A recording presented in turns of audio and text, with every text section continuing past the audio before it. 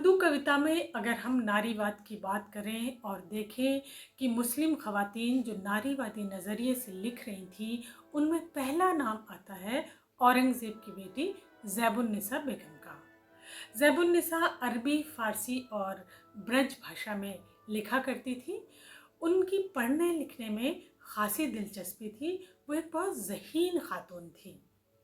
उनके लिए बाकायदा ईरान और तुर्की से किताबें मंगवाई जाती थी।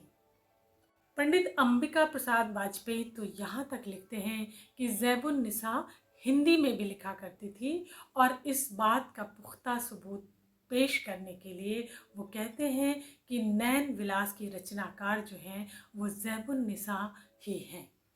और इस बात को और पुख्ता करने के लिए वो कहते हैं कि इस ग्रंथ का आखिरी दोहा इसका एक प्रमाण प्रस्तुत करता है। ज़ैबुन्निसा जहान में दुख्तर आलमगीर, नैन विलास विलास में ख़ास करी तहरीर।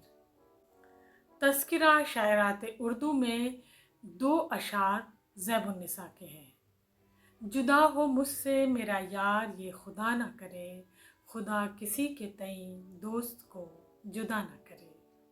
और दूसरा शेर इस तरह है, कहते हो तुम न घर मेरे आया करे कोई, पर दिल न रह सके तो भला क्या करे कोई। खुश तबीयत के मालिक औरंगज़ेब के दरबार में शेरी महफ़िलों की कतई ममानियत थी। वो ये भी कतई नहीं चाहते थे कि उनकी बेटी शेर व शायरी करे, उसके लिखे शेर, मसनवी, रुबाइयाँ किसी गैर मर्द तक पहुँचे और उनकी तवज्जो ज़ैबुन की तरफ खिंची चली आए। इसलिए उनके दरबार में शेरी महफ़िल की ख़ास ममानियत थी। पढ़ना लिखना इंसान को अंदर से साहसी और हिम्मतवर तो बनाता ही है। जब ज़ैबुन पे तमाम पाबंदियाँ आयद कर दी गईं, उनके लिखने पर सख्त ममानियत कर दी गई, उसके बावजूद भी उनका सिलसिला जारी रहा। तो ज़ैबुन ने क्या किया कि उन्होंने एक गायबाना नाम से अपने जज्बात को कागज़ पर उतारना शुरू कर दिया और उन्होंने मख्फ़ी नाम से लिखना शुरू किया। मख्फ़ी फ़ारसी का एक लफ्ज़ है। मख्फ़ी का माने छिपा हुआ। अब उनका लिखना जारी रहा।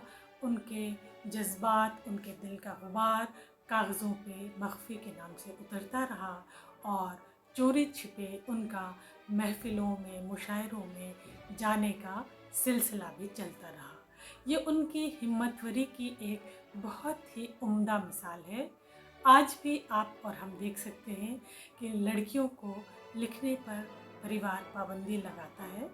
तो अगर वो ज़ैबुन को याद करें और उस दौर को देखें और उनकी हिम्मतवरी को देखें, तो आज लड़कियों को लिखने की हिम्मत ज़ैबुन से मिल सकती है।